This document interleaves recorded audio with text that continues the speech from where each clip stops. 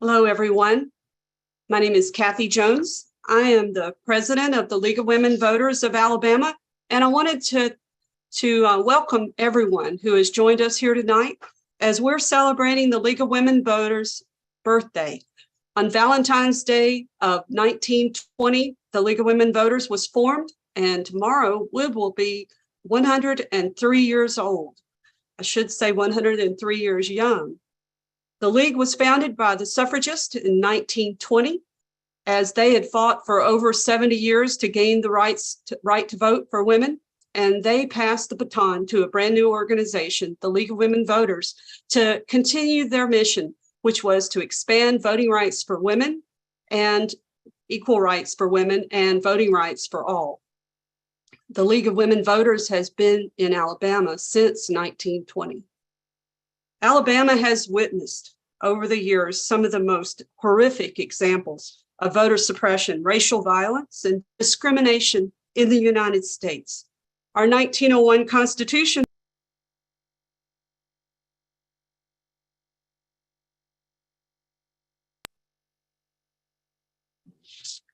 my speaker went mute. I'm not sure how much you've heard, but I wanted to welcome you to our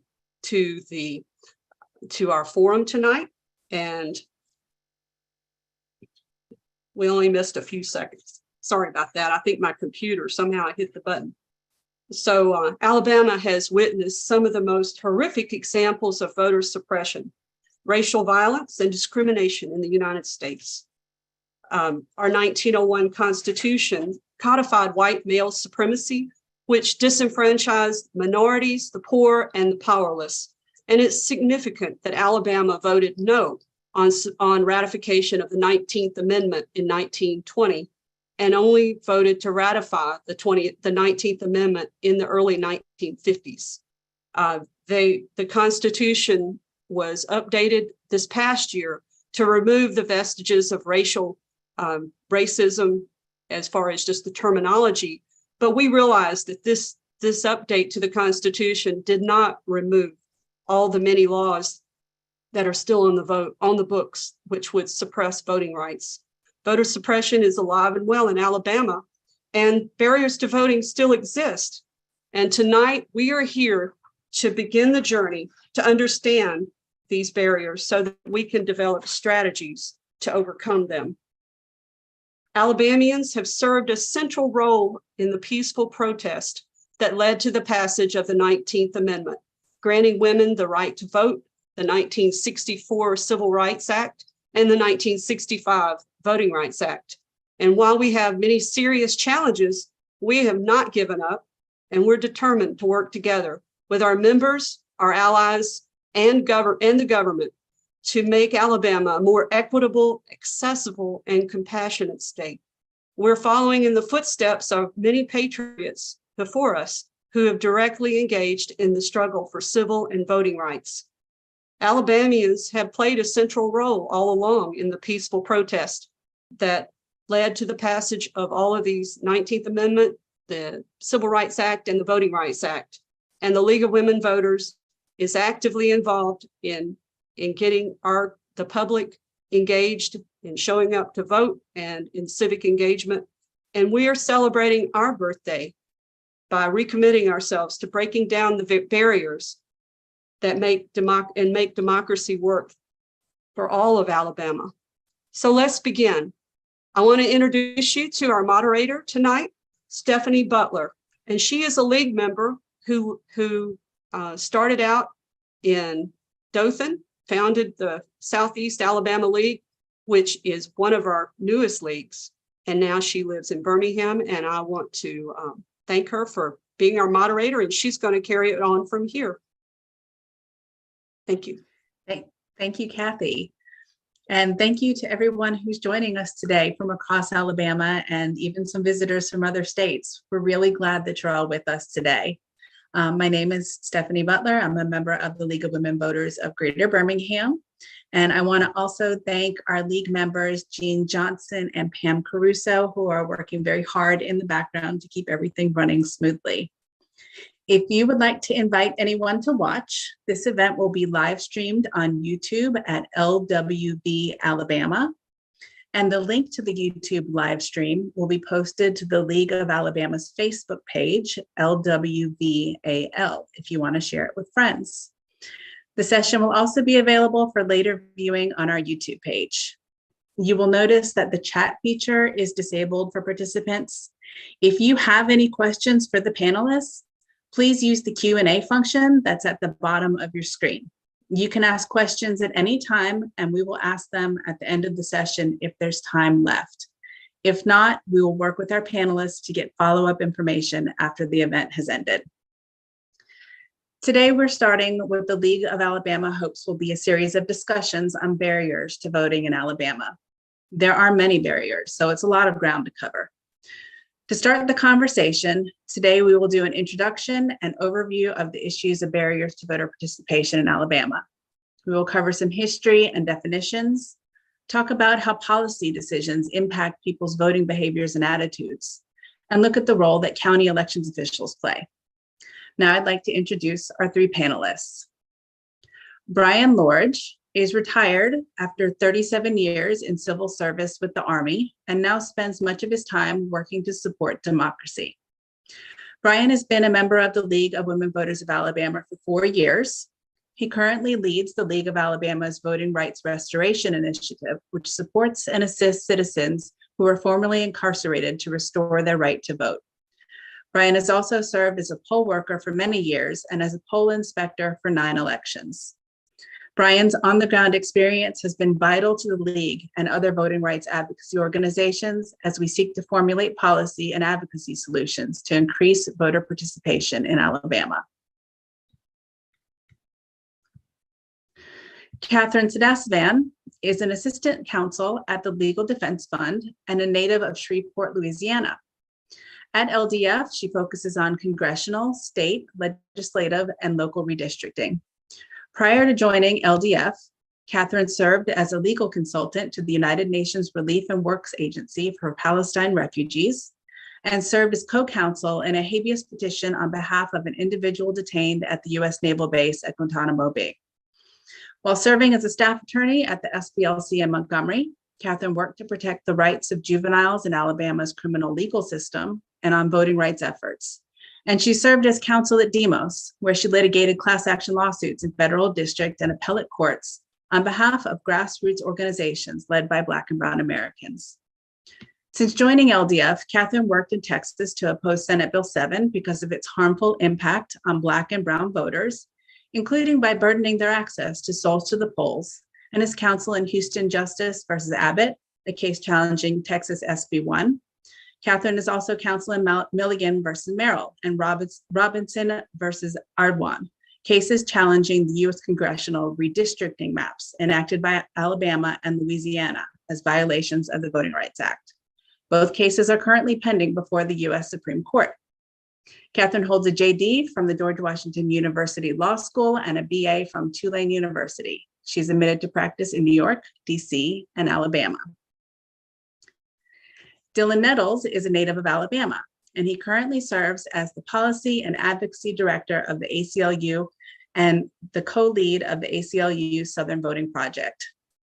He joined the Alabama affiliate in 2018, and in his current role, he manages the ACLU of Alabama's legislative portfolio, policy initiatives, and oversees the policy and advocacy team's flagship programming, including the Work the Ledge legislative advocacy training and the annual State House to Prison Pipeline report.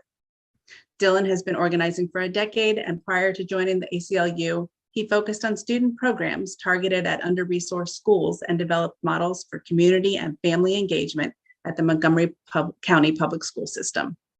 He's a member of the Public Affairs Research Council of Alabama Roundtable, Alabama Leadership Initiative Class 4, and the National Black Professional Lobbyists Association. In 2015, he received a BA in political science at Auburn University, where he served in numerous campus leadership roles.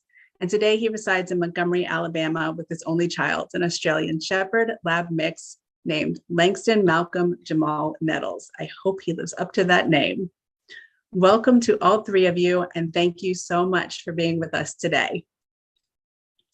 I'm going to start us off with a question for you, Dillon.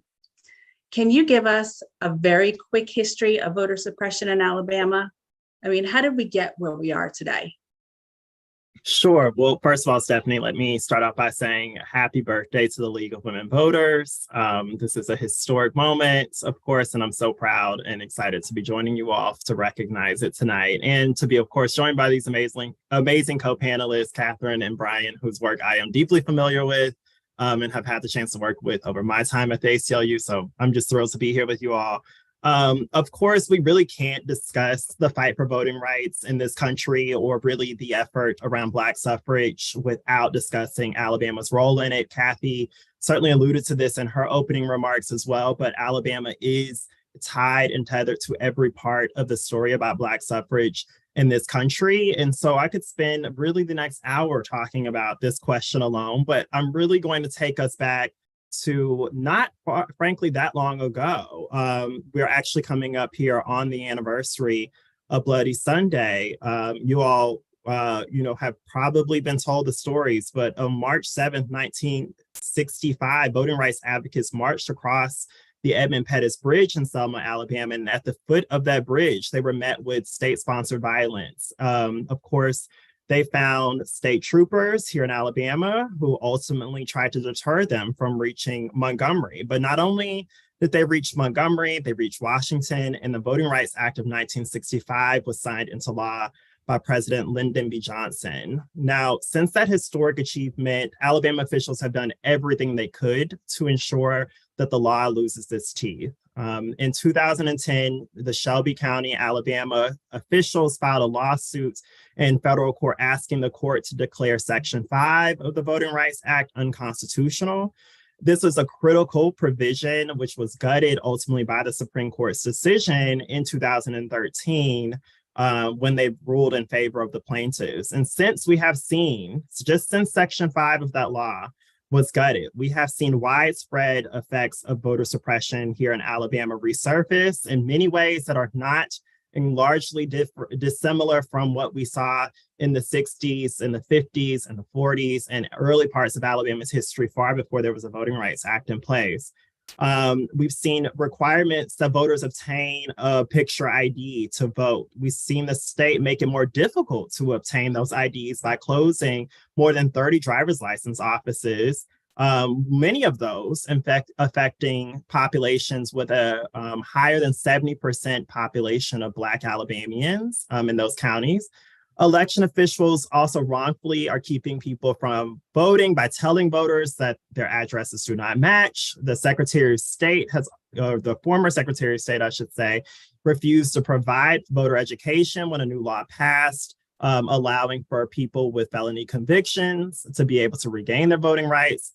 And even crossover voting is made illegal here in Alabama, but that's still only half the story. Since 2010, 31 Alabama counties have closed 155 voting precincts, according to an analysis by Alabama Daily News.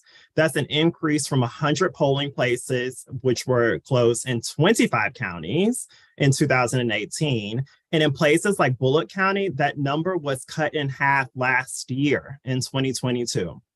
So we're now facing, even today, the Voting Rights Act still under attack. And I'm not going to go too much in the weeds of this because we have counsel here for plaintiffs in the Milligan versus Merrill case, my friend Kathryn, who I certainly want to be able to allow her to talk more about this. But I'll just say this point quickly on what's happening in that case. The question essentially before the courts now, in which we will receive a ruling about this summer, is ultimately now in Section 2 of the Voting Rights Act. Section 2 provides for a nationwide ban on racial discrimination in voting. So that's key. Essentially, if that's gone, what is there left of a Voting Rights Act, right? And that is the question now in this redistricting case, challenging Alabama's congressional maps that Kathryn can speak to more in depth. But we will have an answer to that question and from the Supreme Court later this year. And it's one that I encourage the entire audience listening to be waiting and looking out for, because once again, here Alabama will be at the epicenter of a historic landmark decision that will affect voting rights, not only here in this state, but across the country. Thank you. So to follow up on what Dillon talked about, John Merrill, Alabama's former Secretary of State, he used to say a lot, in Alabama, we make it easy to vote, hard to cheat. And we're legislating this stuff. We're making rules about it, changing administrative procedures, and these cases are making it all the way up to the Supreme Court. How do we know when we're looking at voter suppression and not just changes in laws that is totally within the state's rights?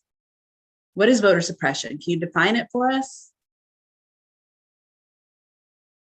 Hey, so voter suppression, I'm going to show you a few slides just to give you a definition, but also to give you some examples and some data to follow up on what Dillon shared. So just give me a second. I wonder if I can share my screen.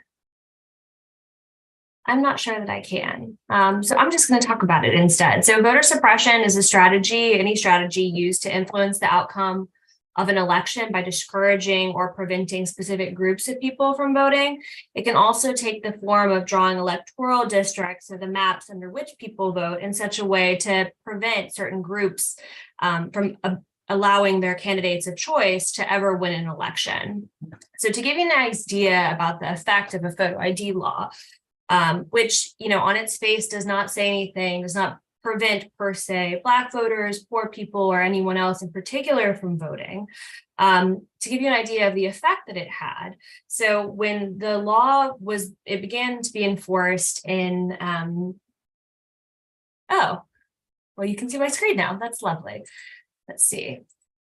So the law began to be enforced, the photo ID law, in beginning in elections in 2016. And so LDF filed a lawsuit challenging the law as a violation of the Voting Rights Act and other constitutional law. And our experts showed that over 118,000 registered voters lacked a photo ID to vote.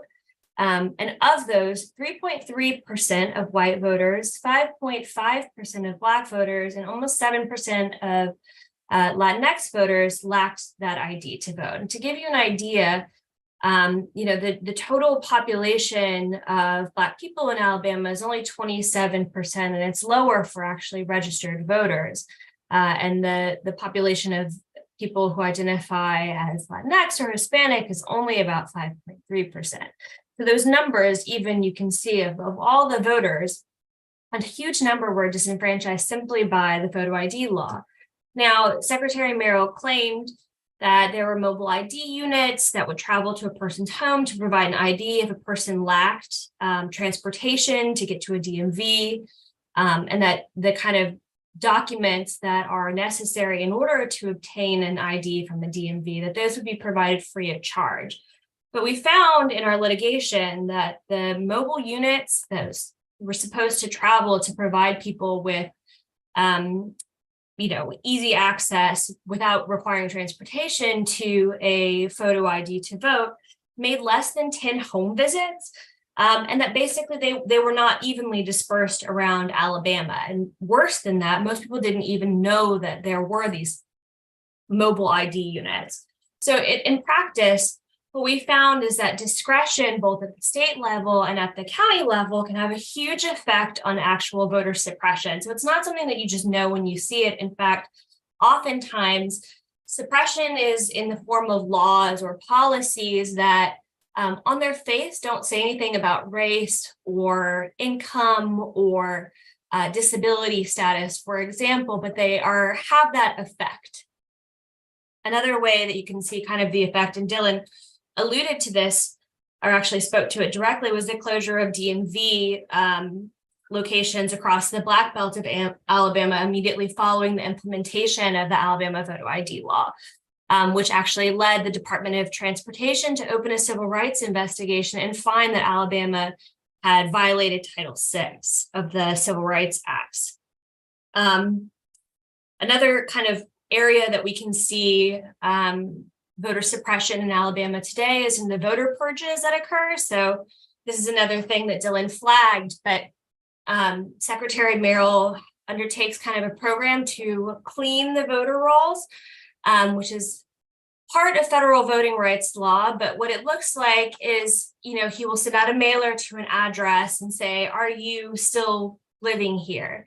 And if your address, if your post is kind of shaky, or if for whatever reason it gets a bounce back from the U.S. Postal Service, that can put you on an inactive list, in a process by which if you don't vote in 2 federal elections and you don't kind of get your mail regularly in that same way, you could be removed from the voter rolls. And so indeed, over 1.4 million voters in Alabama were removed from the voter rolls since 2015. And that's only out of 3.5 million registered voters. So that's a significant number of people who are registered to vote that were removed from the voter rolls through this process of voter purges. Finally, we recently, ahead of the 2022 elections, along with the ACLU and a number of other groups that were kind of trying to monitor elections and to provide voter empowerment, noticed that every county with a Black population of over 50% lacked a precinct map, a polling place map list, or an interactive poll locator. So anytime you had a county in Alabama with higher than a 50% Black population, you didn't have all of these tools to kind of find your voting place easily. And in some places that is possible. In some counties have a really good system of providing that information to voters. And so one thing that we've often found with voter suppression is that local discretion can have a huge effect on voter suppression. Local discretion at the county level to provide this information has a huge impact on when people show up to vote. If they don't have accurate information on their polling place, if they go to their old polling location and they only have so much time to vote, that's a huge barrier for them if they show up to a place that has now been closed. And finally, these are just a few pictures of ADA violations. And so without kind of naming any particular places across Alabama, these are photos that we took in election protection that kind of show the types of barriers that people with disabilities face in trying to exercise their right to vote. People with disabilities have the right to vote on an equal footing as people that do not have those disabilities. And that means that any place that's going to be used as a polling place has to be made equally accessible or equally open to people with disabilities. And so you see if somebody with, for example, in a wheelchair is assigned to the voting location at the top picture, the loose gravel that is all over the kind of entranceway to this particular voting location would prevent them from really readily getting into their polling location. We noticed as well, there were a number of polling locations across Alabama that just had steps or, were inside the second floor of a 2-story building with no elevator. So these are just examples of like concrete barriers that people with disabilities faced across Alabama. And it was kind of ubiquitous amongst major cities, smaller cities, big counties, north, south, everywhere across Alabama. And Dillon can testify to this. We noticed severe ADA violations that prevented individuals with disabilities from accessing their right to vote simply by, not making those facilities accessible to them whatsoever. And I will go back and stop sharing my screen. Okay, thank you, Kathryn. So it sounds like instead of broad barriers, they are barriers that prevent small numbers of people, and it's kind of eating away at the margins. I mean, when they're removing millions of people from the voter rolls, that's a huge impact. But it sounds like we're really eating away at the margins, that we're making it difficult for people to register, difficult for people to access the polls if they have disabilities. And we'll definitely get back to what you brought up about local enforcement and local policy. Definitely circle back to that. But Dillon, I wanted to talk about turnout. Alabama does have a pretty straightforward process for registering to vote. And, they'll say, well, everybody has the same opportunity to show up on election days. But even amongst registered voters, voter turnout in Alabama really isn't very high. In the 2022 election season, our Secretary of State said that the lack of competitive races at the state and local levels would cause a lower voter participation rate. And he was correct. I mean, in November, this past election in November, the voting participation rate was 38.5. That was the lowest in nearly 40 years. And what is your response to that argument that people just aren't motivated to show up on election day?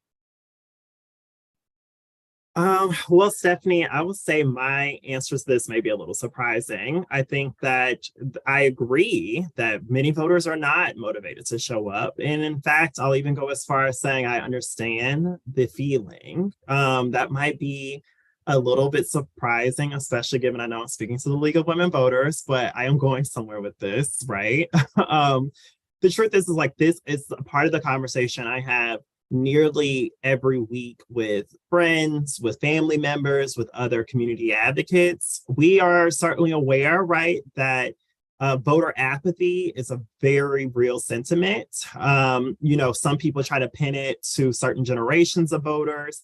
I think that the truth is like it's been true for every generation that has been able to vote. And we know that we are still, in fact, one of the first to have even broad access with all of the limitations still that Kathryn and I have already named, right? But to have the right to vote is still something that's fairly new.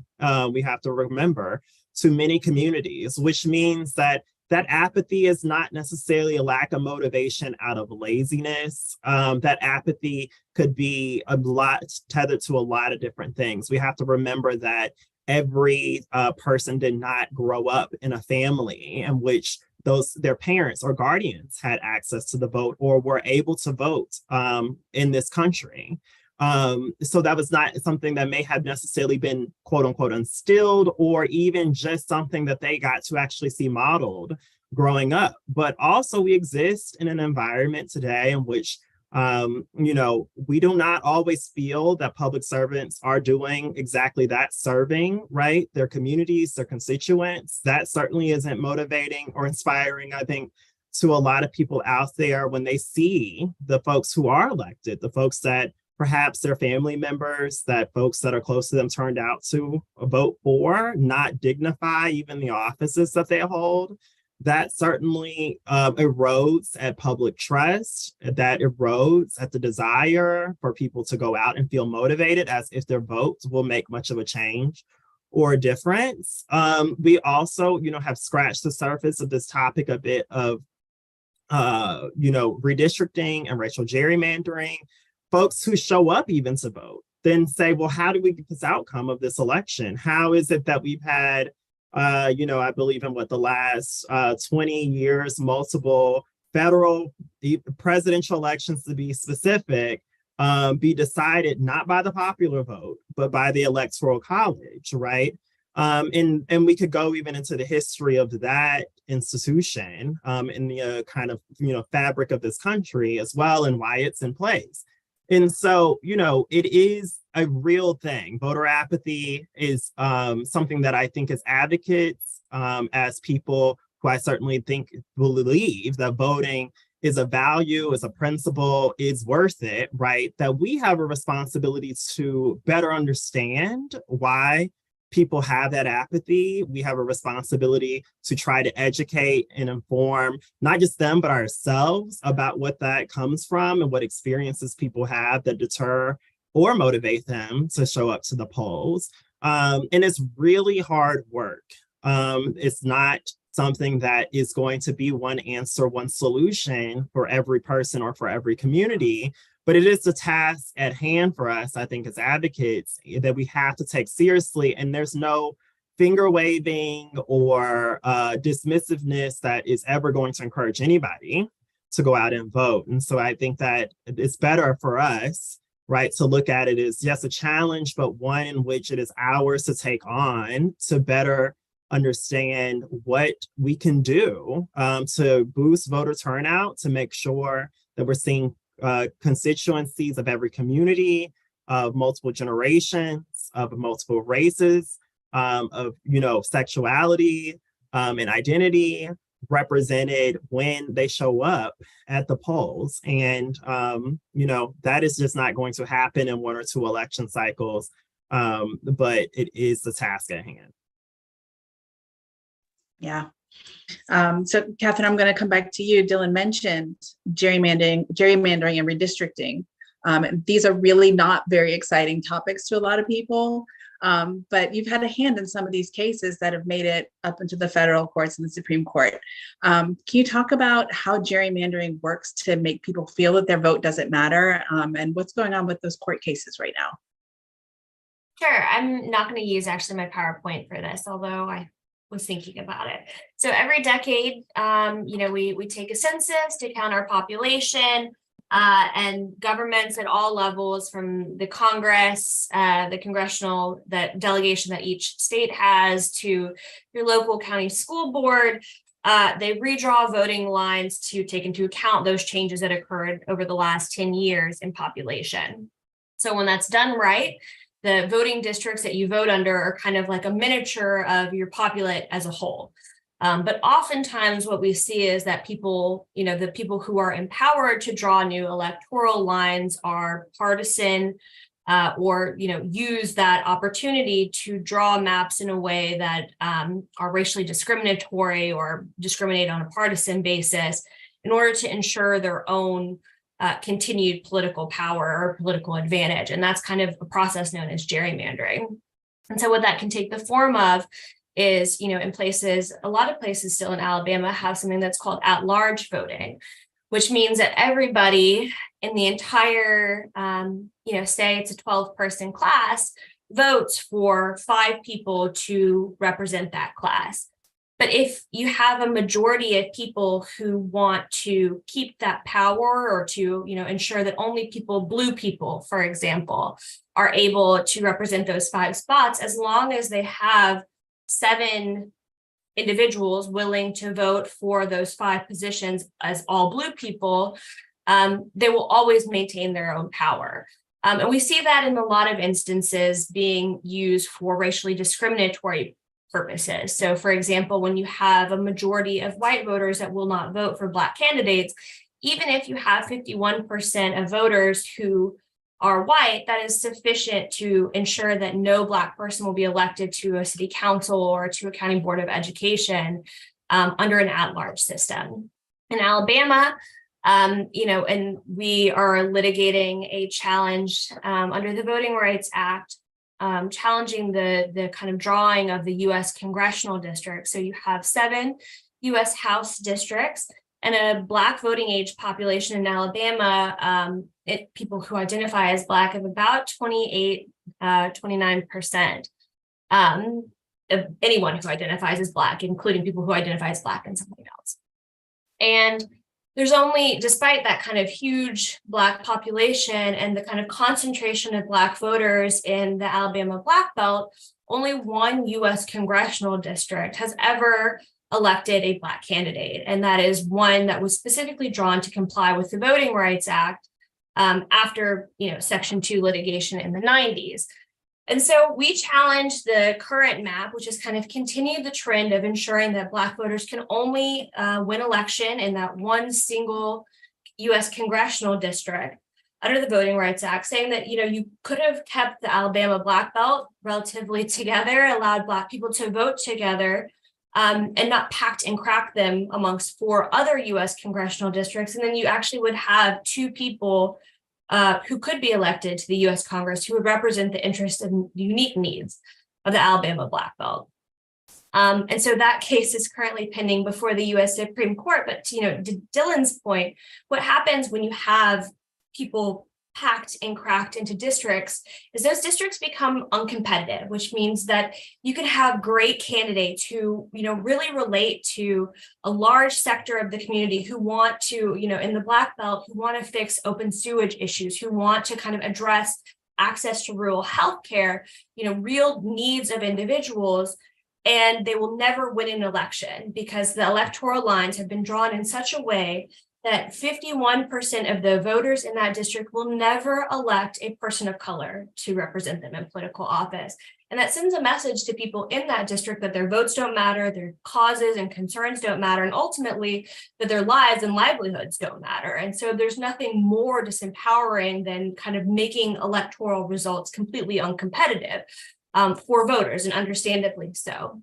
And actually, a number of studies have shown, like recently, there was a few Harvard study, and there was another study that came out from, I apologize, just 1 second. I think it was the University of Florida.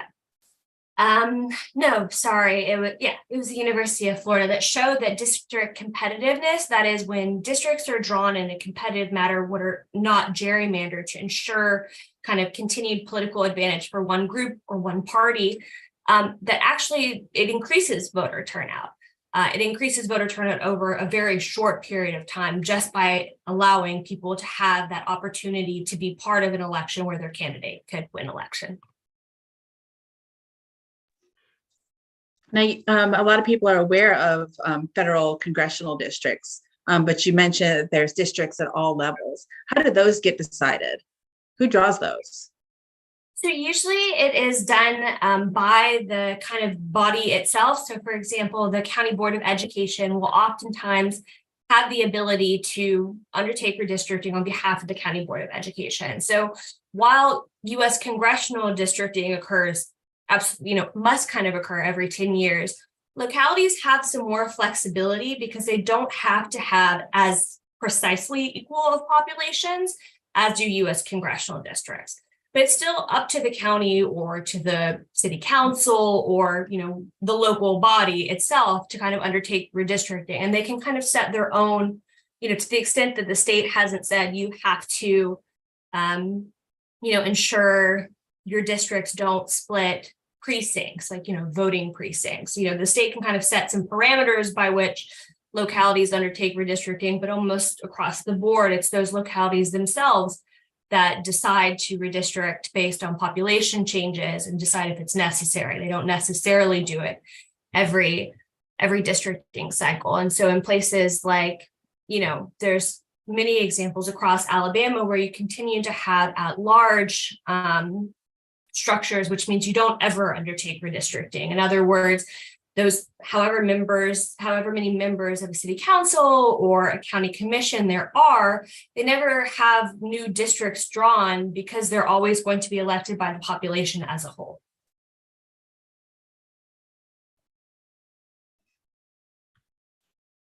Okay, Bryan, we're going to come to you.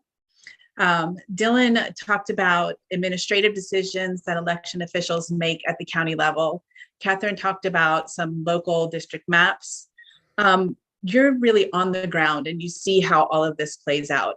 Can you tell us about a little bit more about how these decisions made at the county level are impacting the process? What do you see every day when you're at being a poll worker, a poll inspector? What are you seeing? Well, thank you. And I agree totally with what Dillon and Kathryn have said. And I'm going to probably be a little bit redundant on some of the things they said. But things like the driver's license issue for the ID issue, and now with electronic poll pen and stuff, pretty much everybody's using driver's licenses. And I know a lot of people say, well, why is that an issue? Well, it's an issue, especially for lower income people, that live in larger cities where there's public transportation. They don't have cars, so they don't have a driver's license. And I've seen they don't know about the issues like Dillon talked about the ability to get just a voter's ID. And even if they know about it, it's tough for them to know because the same issues that have trouble getting the polls, you have trouble going to get the voter ID. So you see issues like that. And I also think, just touching a little bit more with what they said, I think some of the stuff is very deliberate and overtly done to suppress the vote. I think there's a lot of factors that I will talk about that have that effect, but it's not as obvious. And I'm talking about things Dillon talked about, the inactive voter rolls, but again, the way that process works, and I think that's an outdated process, but this year, because of it being after the presidential election, they'd gone through the voter maintenance roll process, and I saw a much larger number this year of people that showed up the polls that were listed as inactive. And again, they talked about some issues there. if you haven't moved and stuff, it's not a huge issue that we can just go ahead and do an update form and get them to vote regularly. But if you have moved or some other issues, then it becomes a problem, makes it harder to vote, it delays the voting process, and so that becomes an issue. Again, and like I said, we saw a fairly large number at the primary. The runoff was very few, but of course, turnout was very low. And then back in the general election, we had a lot of people who hadn't voted previously, and again, that number went up quite a bit. We did see, and this is something that was more this year, again, we have the voter registration deadlines. We saw more folks, especially in the general election, that just missed the registration deadline. And again, being 15 days before an election, I had one person came in and was actually talking about his daughter, and he insisted that someone in the registrar's office screwed up. But in the process of discussion, it became pretty clear they had missed the deadline. That's something, again, that, just I hate to call it arbitrary, but the deadline being what it is, and a lot of states don't have the deadlines, people could vote. Absentee voting is an issue because, again, it's a very complicated process. It requires you have to have IDs, other things, and we'll have people show up at the polls that said, well, I submitted an absentee ballot, but I don't know if I counted, can I vote? And we end up with the provisional stuff. And again, that issue has gotten worse with things like some of the postal service issues we've seen lately, where people show up at the polls trying to vote, even though they may have submitted an absentee ballot. And again, another thing Dillon talked about, the first for the primary and the runoff this year, I was at the Athens Senior Center, which is a very old facility and also has a population that is very elderly compared to the rest of the county, and it does not meet ADA compliance. So that causes issues with people that are coming to try to vote, and you try to accommodate as best you can. And to the point where even the probate judge, we talked about putting in some temporary ramps to help people have access, but those would not have been ADA compliant. I don't think those would have helped a lot. And we're also seeing things, my normal polling location, where I went back to the general election, again, Limestone County is the largest growing county by percentage in the county, and we just outgrown our polling location where it slows down the process. And then it gets back, well, what's the big deal there? To me, again, the lower income folks, which have hourly wages, if they're away from the job, they're getting paid. The more middle class and higher income people, they're generally salaried. If they miss some time at work, they still get paid for it. But that's not the case in the lower and middle class, so it definitely has an effect. And I also saw, Kathryn talking about the redistricting on the local level, and this was actually it was this House of Representatives, the State House District 2 race. It was a very close race, decided by 14 votes. And many people were not aware of the redistricting. We had people coming into our polling location, thought they were in that district and wanted to vote. And at the same time, there are people that, so people are coming in, they're not aware of the redistricting. They don't even know the candidates they're voting for. And in that case, there was an error made in Lauderdale County where about 50 people that should have voted in that race for that State House 2 district to get the vote, and it was decided by 14 votes. So obviously that could have an effect. So there's lots of things that go on at the local level. One other thing I'm going to mention, I left out about the absentee voting process. It's not spelled out. It's kind of left up the county how to handle. I know in our county, when someone votes absentee, and if it's added into the tabulator and gets rejected because of there's several reasons. One thing, very often they'll vote for more than one office. Our county, they will go ahead and process that ballot with the other races that are on there. I know other neighboring counties, when it's get rejected, they reject the entire ballot. So there's a case where someone's entire ballot could be rejected by you voting for two people for the same office by accident, or just having a stray vote. Again, that is something that's left up to the local election officials, the chief of the election, which is usually the probate judge. So that's things that could be addressed to help more people have an effective vote. So, Dillon, this sounds a little crazy to me that things are so different from county to county. Why aren't things standardized across the state? Why doesn't everybody run elections the same way? Stephanie, I was sitting here thinking the same thing, right? This sounds ridiculous to me too. And as someone whose job is in part responsible for trying to make sense of all of this and talking to elected officials, state officials who have responsibility over this, I would be lying if I say I could tell you a very clear answer to that question. Why is it like this? It's I think that my professional policy answer would be that this is by design, right? That we know it goes back to what I was saying about voter apathy, right? The more barriers and obstacles that are put in front of people to be able to access the ballot, the more likely, or less likely, I should say, that they are to go out and vote, the more likely they are to stay home or to throw up their hands. I myself have been in a situation where I was moved to a different polling place, and I found out when I arrived at that polling place. Now, I will take responsibility. I did not do my due diligence of double checking beforehand. This is a place that I had voted at in numerous elections, and I did not expect to show up and that suddenly it had changed. I was, probably about 30 to 45 minutes away from the time that the polls were about to close. And fortunately, to Bryan's point, I had transportation to get myself over to the next polling place, which, to be clear, was about 15 minutes away from where I lived. So not only was I moved to a new polling place, went from one that was up the street, I went suddenly now to having to find a new polling place, which was 15 minutes away. It was in a much more rural area of the county. It was frankly in a very tiny building with a gravel parking lot that I think I would say barely met ADA compliance. And, again, I was able to fortunately get there and vote, but I would have not known or been able to reach it if I did not have some privileges, right?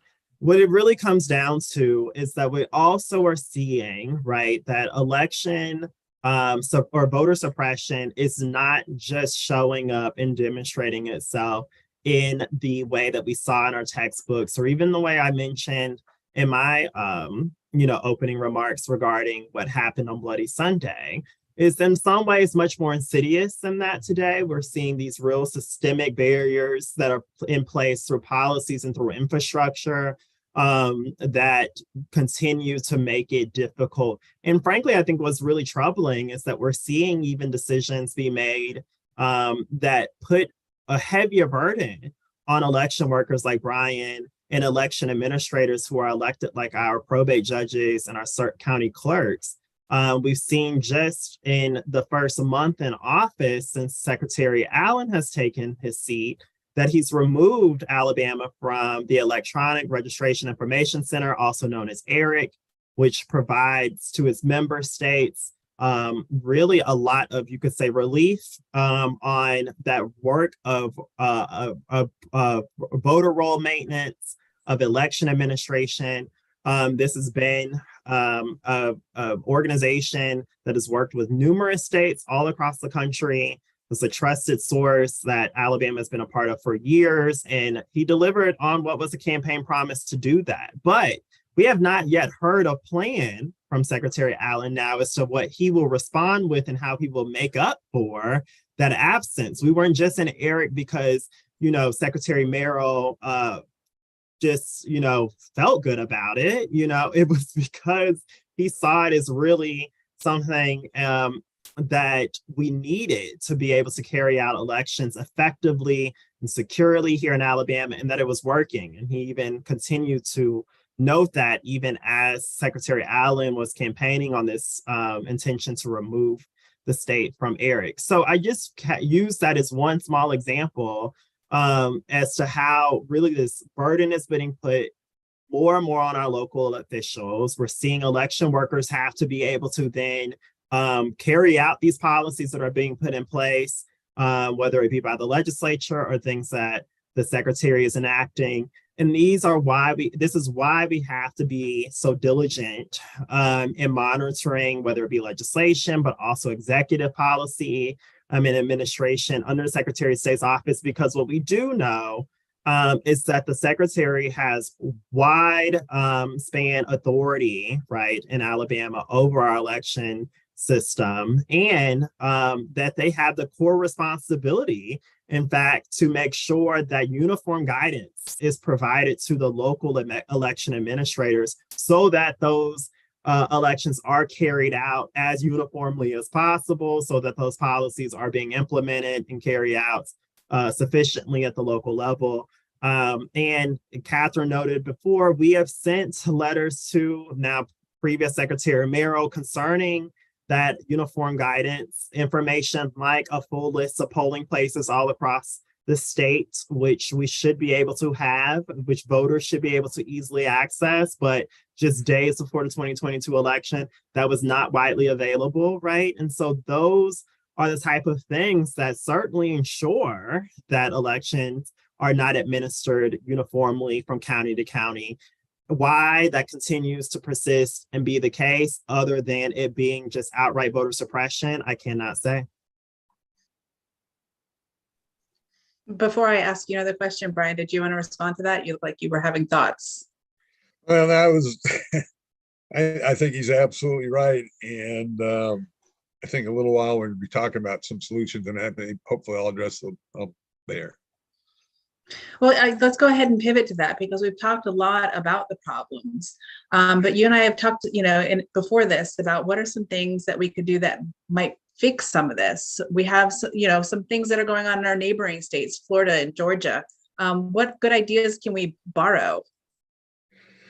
Man, there's quite a few, and I mean, I think the important thing, like the first one I'm going to talk to, is just a minor thing, and it's not going to make a huge difference, but I think, again, just try and take small steps in the right direction, something to get us started. So, I mean, right now, from a inspector's perspective, when someone shows up and they have to vote a provisional ballot because they're not at the right location, they can vote a provisional ballot, but the current Alabama law says you have to vote, you have to be registered in the county that you voted, even though there's a statewide voter registration rolls, and all the registrars have access to that. As a matter of fact, the way they generate their county rolls is from the state rolls.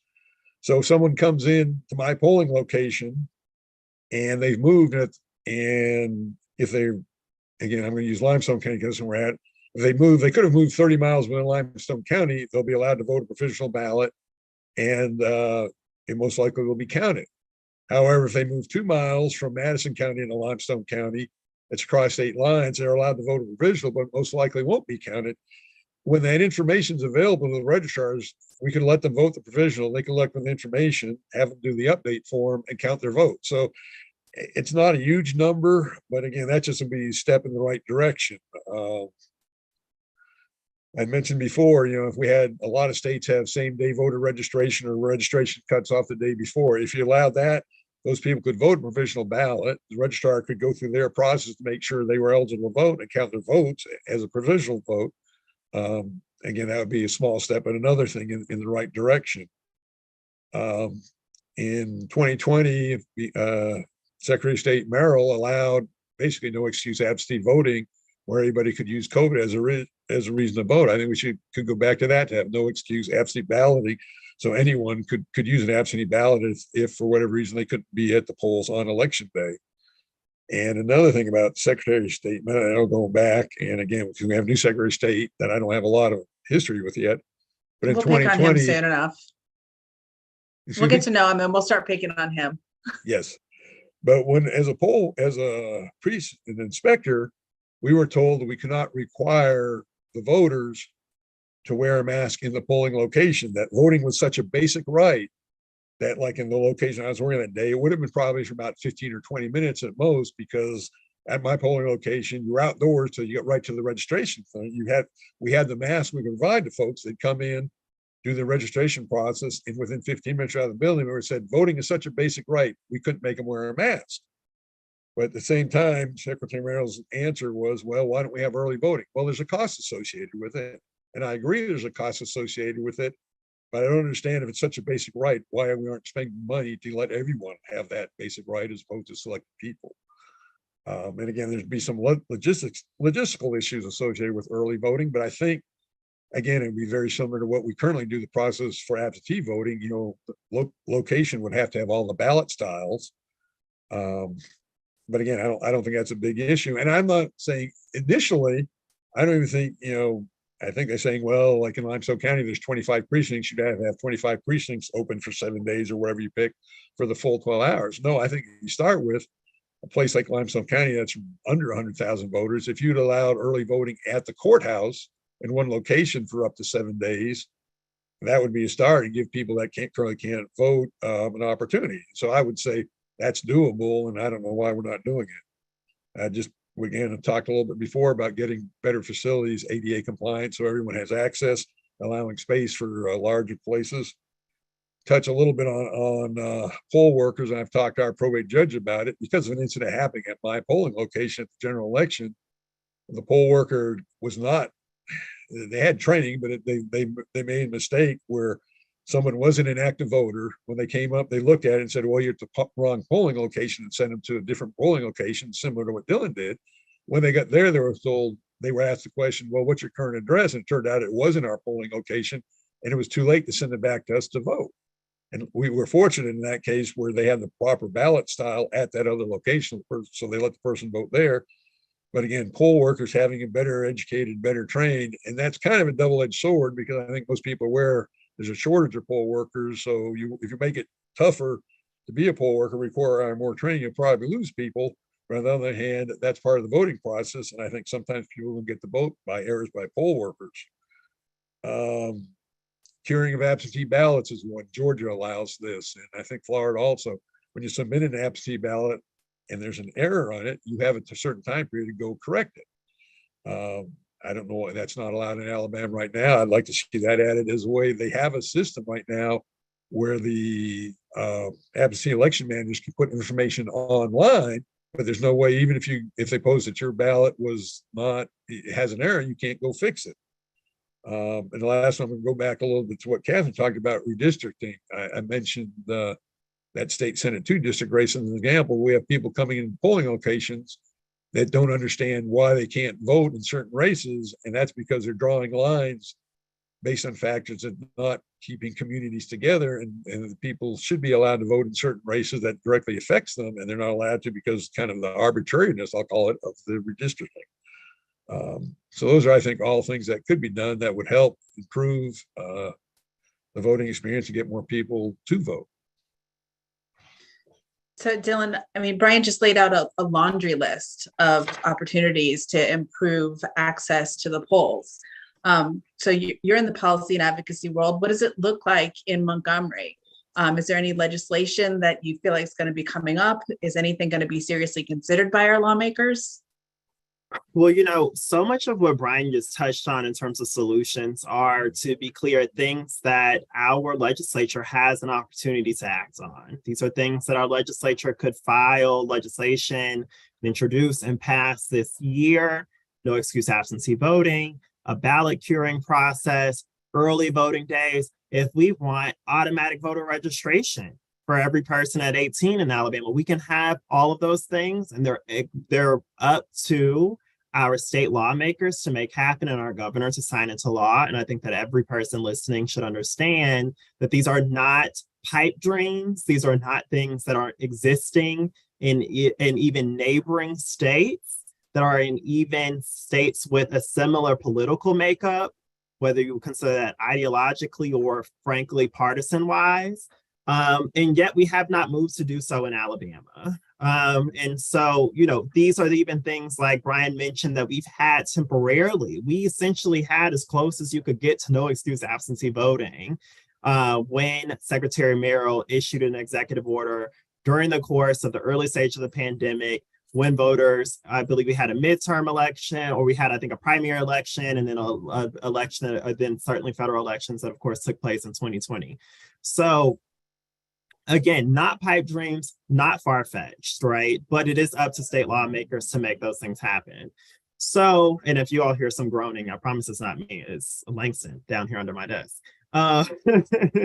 So how does that have to happen? Well, the good news is folks should know that we have had some very diligent lawmakers who have time and time again introduced some of these bills in the past. Folks like Representative Laura Hall, folks like Representative Adeline Clark have advocated for more expansive voter access in the state by way of no excuse absentee voting or early voting days. I know Representative Chestnut as well has been a big supporter. And so I'm expecting that, like they have in previous years, they will bring that legislation back. But we have to urge lawmakers to act on it. These bills have been introduced, but if they even get a day in a committee meeting, they're quickly shot down. So I'm going to name two of the critical committees that these bills come through. In the House, the Constitution, Campaigns, and Elections Committee is where often election-related, voting-related legislation will begin. And that is a standing committee. So they should be meeting weekly throughout the session. I will tell you, they do not always meet that often, and that is up to the decision of the chair. In the past, I believe that's been Representative Fincher, Bob Fincher. I don't know if he is still the chair this year. I can double check that. But that is the responsibility of the chair to hold those committee meetings infrequently. If they are not being held, then legislation cannot move through them. And that committee, again, has not been one that will always meet weekly. And when they do, he has to prioritize, he has to put on the agenda those bills to even get an opportunity to be heard in the committee and get a vote from that committee. So that is the House committee in which we see a lot of this legislation come through. In the Senate, it more often comes through the General Affairs Committee. They don't have an exact equivalent of a Constitution, Campaigns, and Elections Committee in the Senate, which sometimes happens with the standing committees in the House versus Senate. But that is another critical committee in the Senate in which a lot of voting and election legislation will begin. And it's the exact same situation. They have to actually take up the bills. They have to give it its day in a committee. That gives us as advocates also an opportunity to call a public hearing. And so you all should know that anytime a bill that's been introduced, any of us, anybody listening right now who is an Alabama citizen over the age of 18 can request a public hearing from the clerk of that committee. If you so choose that you have something to say on it in support or against it. But know that once you call a public hearing on a bill, that anybody can speak on it. So it's like opening a can of worms. If you are supporting the bill and you call a public hearing on the bill, that means people who are opposed to the bill, including even state officials, including even a Secretary of State, can come to that committee and testify against it. So I just wanted to put that out there.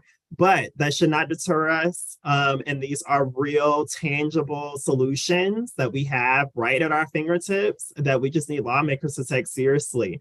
I'll say this really quickly. I don't know yet what we're going to experience from this legislature. The legislative session will start on March 7th, and this is essentially a new legislature in the sense that we just went through the last four-year cycle and we're beginning a new four-year cycle with, I believe, 30 some odd new members in the House and a couple of new members in the Senate as well. That means that, we have opportunities for some new conversations, getting to know some new members. Thank you, Kathy. I see you confirmed Representative Fincher as the committee chair for CC&E. So that's opportunity certainly to reach out to new members, to talk to them about these issues and why they matter to us as Alabamians. But what it also means is that we may see some new threats to voting rights. And so Secretary Allen, as well as new members of the legislature, could bring bills that only further backslide. And we've seen this in the last four-year cycle. We saw the legislature pass a ban on curbside voting. I believe that was in the 2021 legislative session. That dramatically, largely, primarily impacts voters with disabilities. And so this is not uncommon activity. Just even last year, we also saw the legislature pass HB 194. I know this is a bill that had all of us up in arms. It essentially criminalized a lot of the efforts that organizations like the League, like Rolling to the Polls here in Montgomery, organizations that are doing the work and to get out the vote, but doing it in actually an even more efficient way by partnering with local officials to help them, reach every person possible and do exactly what we were talking about, overcome that voter apathy, get the education and information that they need, and get to the polls. So they've essentially criminalized that type of activity and put some really limiting policies in place to essentially trip up people into potentially getting the charges. by just trying to get people out to the polls. And so this is activity we have to watch really closely. Again, it goes back to what I was saying before. It's getting much more insidious. It's not the kind of in your face, policies or even brutality that we've seen and relates to voter suppression in the past. Yeah, and I want to give a little plug for the league and remind folks that in January, we actually hosted a panel that had really good information about how to engage with your legislature. In Montgomery, they talked about the specific committees to approach and the specific leaders in this in the legislature on these things. It's recorded. You can see it on our League of Alabama YouTube page. So definitely go check that out. So Bryan, back to you. Dillon talked about advocating in Montgomery. Do you think there's any room to do this advocacy work for more effective policy training, implementation at the county level? Oh, I absolutely think they do. And I'm going to go back a little bit. And I mean, I've been retired about 6 years now. And when I retired, if you asked me what I was going to be doing, one of the things I wouldn't be telling you every first and third Wednesday of the month being at the Limestone County Commission meetings.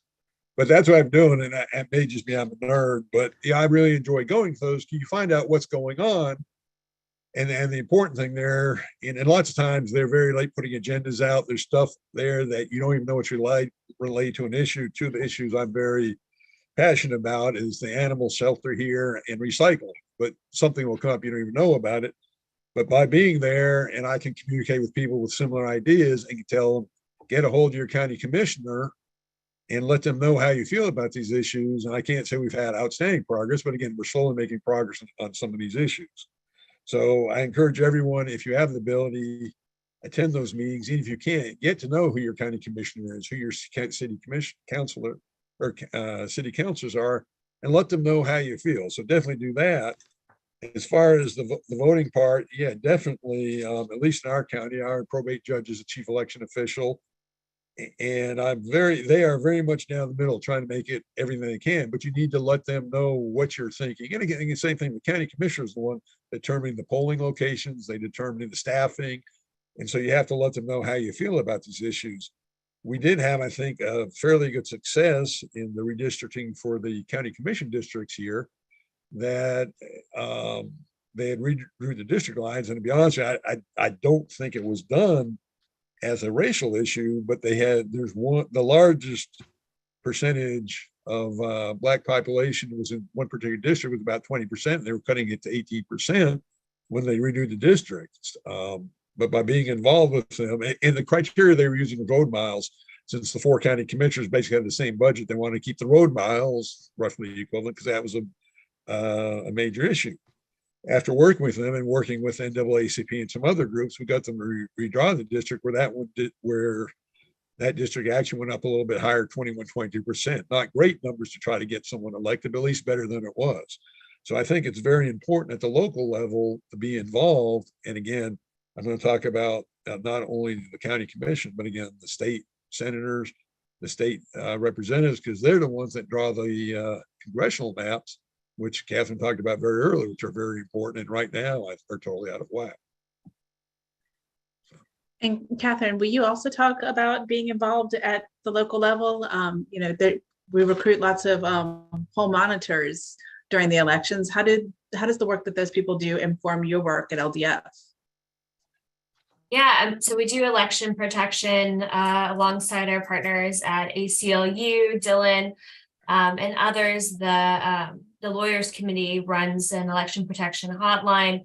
And so people kind of show up across the state to go to polling locations to see, how easy it is to vote for people with disabilities, ask voters what their experience was, and just to talk to people. And it is very, informative and helpful as a way of understanding the discretion that occurs at the local level and how that actually affects people's ability to vote. What we've seen oftentimes is, things don't necessarily make it to the news or to like a national media, especially in rural areas. But a lot of people will be discouraged from voting by kind of all of the kind of mechanisms that we just talked about, whether it be going to the polls and finding out that you're inactive, being told to vote a provisional ballot, being told you have to re-identify in order to be listed as active, finding that your polling location is closed. all of those things are, have a disenfranchising effect, but most people, wouldn't necessarily do anything about it because voting is, people have a lot going on in their daily lives that are more important than, and it seems like to us, because we're talking about voter suppression, like what's more important and what's more critical of your other liberties and the right to vote. But in terms of day-to-day survival, it really isn't, the calculus of voting for most people, especially people who are low income or people with intersectional vulnerabilities. It's low, if you can vote, you will, but it's not, that's not integral to your survival as a human being. And so we found that kind of being on the ground and talking to people about what is going on at the polls at a local level actually allows us to better understand kind of how discretion is working at various levels of government and how policies and practices that allow for certain types of discretion actually have a disenfranchising effect, which informs how we decide to kind of use our resources and to think about ways of engaging voters and possible litigation. Okay, so we are getting close to the end. I wanted to give folks a chance to ask a question if they have any. You can enter them into the Q&A box. And anybody who wants to weigh in, I just want to talk about something that Roger said. He suggested that the 2-week cutoff to register for elections is suppression, and it has been declared unconstitutional in other states. Do you think that 2-week cutoff before an election is acceptable? And if not, what would you recommend? What do you think is reasonable? Well, I'll say, I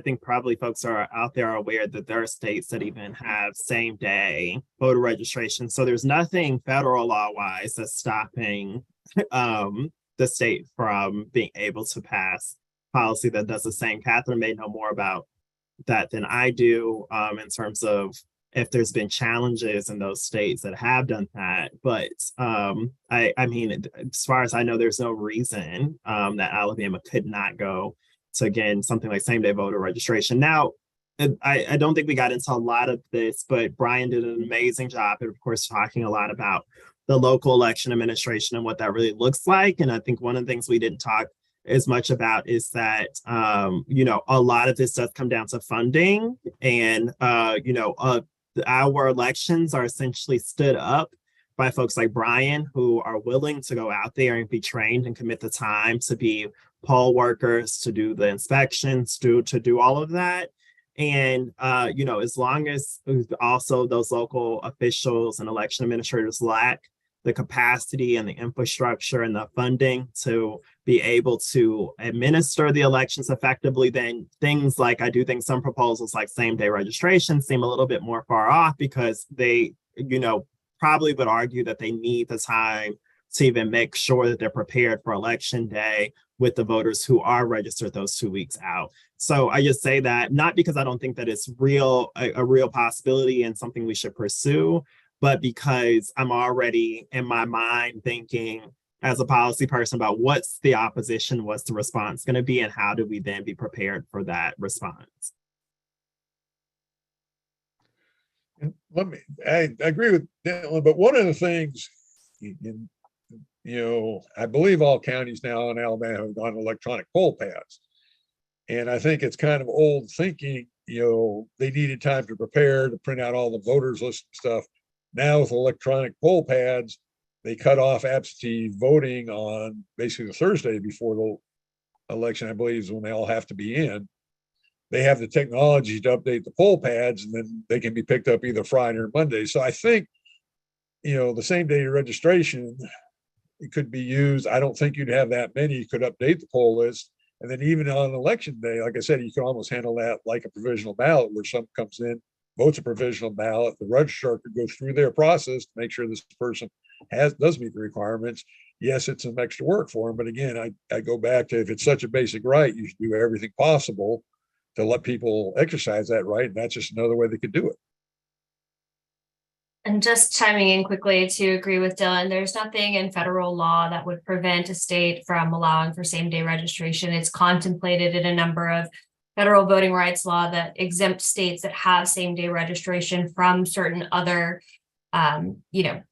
full maintenance kind of requirements that federal law contemplates. So it's, kind of thought of as something that is good practice, and nothing would prevent it. But many states, it's a policy choice that states make in terms of, do we want to allow for kind of full enfranchisement? Is that something that we value? And just thinking about funding, the funding of elections, the funding of election workers, I mean, these are all things that have concrete impacts on elections and voters. And so, we know that, as, Bryan was talking about, a small number of voters can swing an election for one party or another, or one group of people or another. And so I think those are deliberate choices, just like using COVID funds to build prisons, or, we see a lot of policy choices about where we spend our money and what is of value to us as a society. And I think that's another area where we can hold our elected officials accountable, because it's not that there is no money, it's just that the money that we have is being chosen, it's being allocated in a way based on our values as expressed by the legislature. Okay, just to make sure that we're respecting people's time, I'm going to ask you guys to make your closing comments, and then we'll just wrap up. I'm going to start with Bryan, and then Kathryn and Dillon. That's how you guys are on my screen. So Bryan, any final thoughts? Just a couple, and Kathryn, I think just touch on it. And thank you, Stephanie, very much for hosting this. You did a fantastic job. But one vote can make a difference, and I think one of the message have to be, one can make a difference in the District 27 Republican primary, which was really the election and this year, because I think there was no opposition. It was decided by one vote. So every time you say, well, one vote can't make a difference, there are every year one or two examples where one vote does make a difference. And also, the local elections matter. Again, that's where you decide, where some county issues decide, but more importantly, going back to redistricting, it's the state representatives, the state senators, the one that draw the district maps. There's a whole laundry list of issues we're anticipating coming up this year, some not dealing with voting, like a proposal to possibly eliminate the grocery tax, which again, I think would be a very good thing. I think that's going to be discussed. So local elections are important, the state senators, state reps thing. So I say, get involved and get your friends involved, and this is very important. Also, thank you, Stephanie and the League, for having us here on your birthday. It's been a real pleasure to talk about voting and to have the opportunity to be with you on this special day almost special day for the League.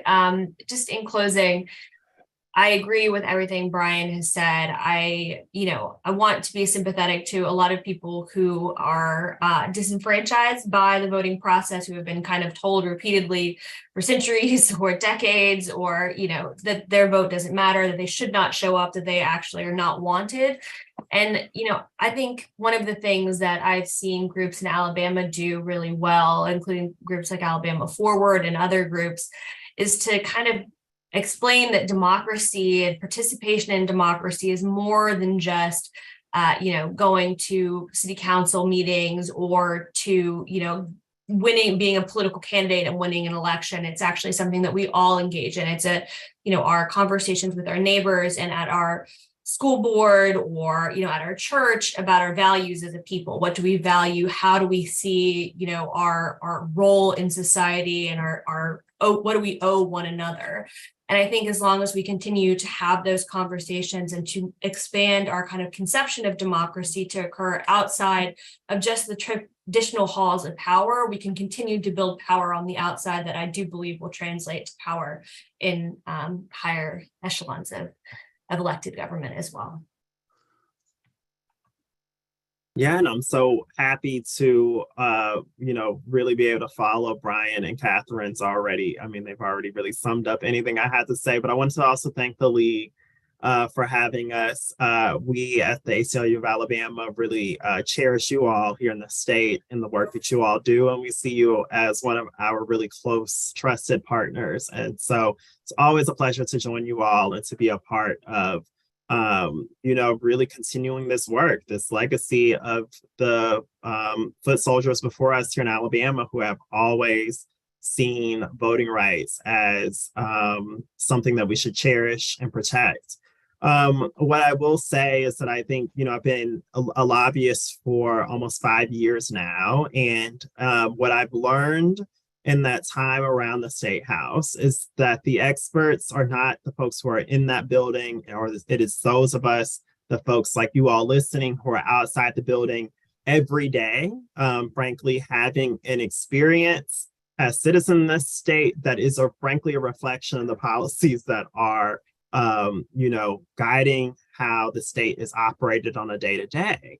And I say that because I think oftentimes people view legislative advocacy and coming to the State House as intimidating, as something that they have to be and have a certain professional background for. They have to, work for LDF or the ACLU or something in order to do. And that is absolutely not the case. And if there's anything that I think I can do more important than maybe getting a good bill passed is demystifying the State House in that process and making sure that everybody really understands that it is our house, it is the people's house.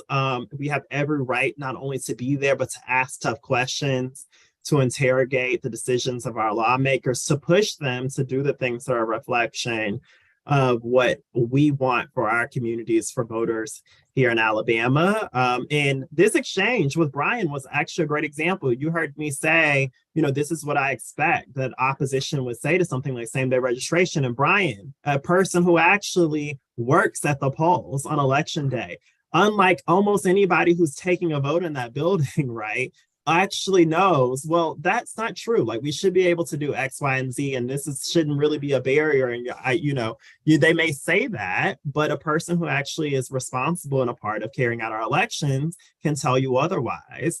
So that is a perfect example of why, when you go talk to your lawmakers, go bring a friend, make it a party, and know that you hold more information than you likely ever imagine, and you are there to educate them as the expert as well. So if there's anything that we can ever do at the ACLU of Alabama, you can certainly reach out to me as the Policy and Advocacy Director. You can also reach our website at aclualabama.org.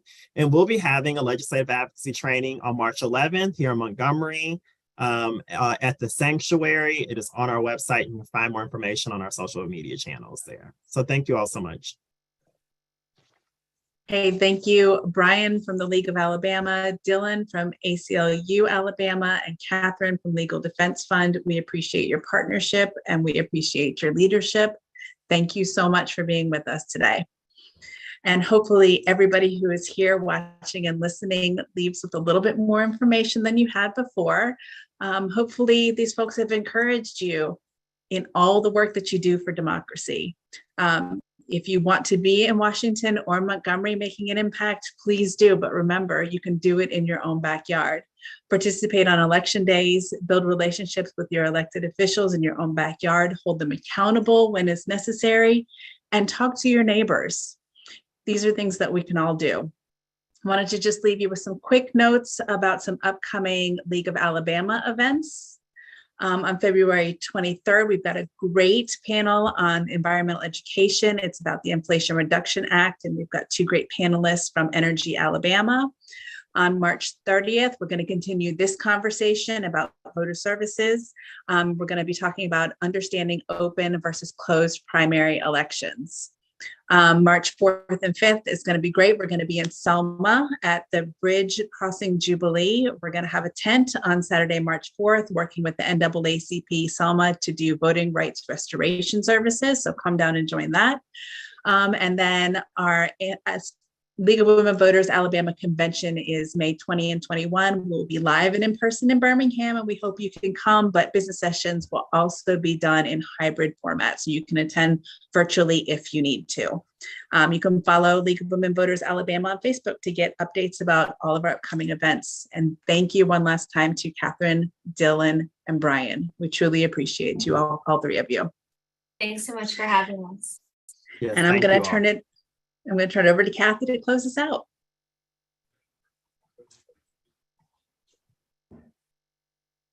Well, thank you. I want to thank all of you for joining us tonight, and I want to thank the panelists again as well.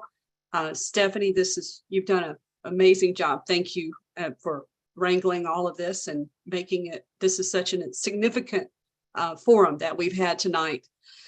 As all of us, as we go get ready for the 2024 election season, we need to remember what we talked about tonight, learn more, get familiar with all the issues, go down and talk to your legislative representatives and hold them accountable. Let them know that you're paying attention. Let them know what you find important. Call or write. You can contact us if you need information or want to find out if you have questions about how to reach your legislators, then just, let us know. And I also would like to put out a call if you want to join the League of Women Voters. We would love to have you. That this is a group that is a volunteer, all volunteer. There are no paid staff in the League of Women Voters of Alabama. So, we are driven by our members. We would love to have you join us. Thank you so much and good night and happy birthday to everybody that's